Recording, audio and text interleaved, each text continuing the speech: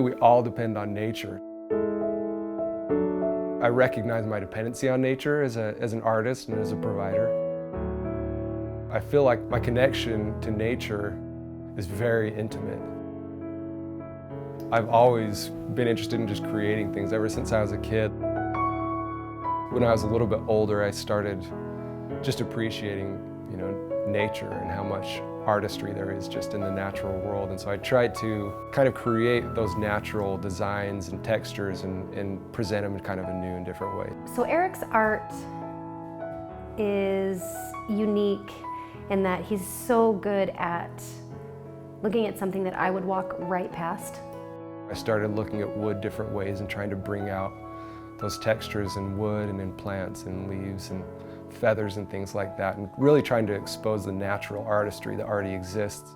And he really just takes these little things that we walk past and makes them into something absolutely beautiful. I like to find something, a fallen tree or a piece of wood that's been cut off from clearing a trail. I'll take a piece of that place and bring it with me.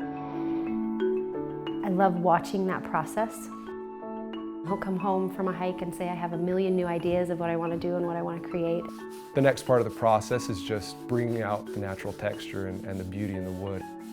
Each wood is kind of unique too, because some wood requires more or less ink.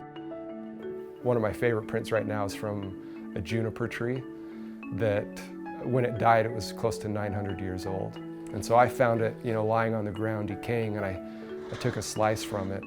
It was a difficult one because the rings are so close together, so I had to kind of even learn a new process.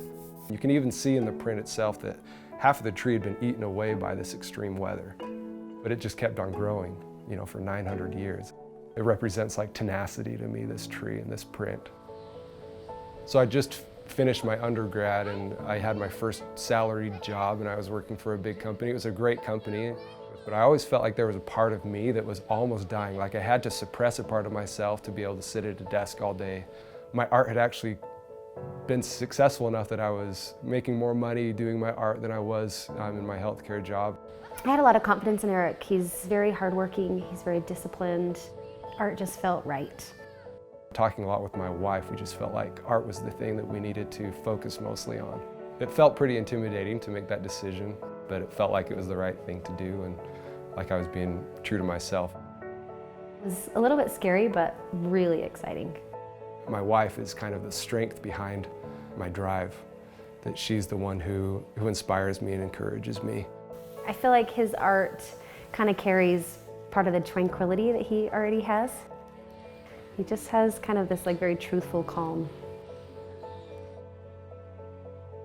I feel like I would sum up my mission as an artist in one word. And it's kind of an unusual word, it's austenity. What it means is to capture something that's just very ordinary and to present it in a way that enhances our appreciation of that ordinary thing. And so I think that's kind of my mission as an artist, is to capture the things that are often minute and overlooked and simple, like a piece of wood, and then present it in a way that makes us look at it differently and appreciate it more than we normally would. It's been really fun for me to get to see Erik's process and how much he loves what he does. There's so much to be inspired by in the natural world that I have 1,000 ideas of things that I want to present. My challenge is just figuring out how to make it accessible. It's kind of what keeps me alive and passionate.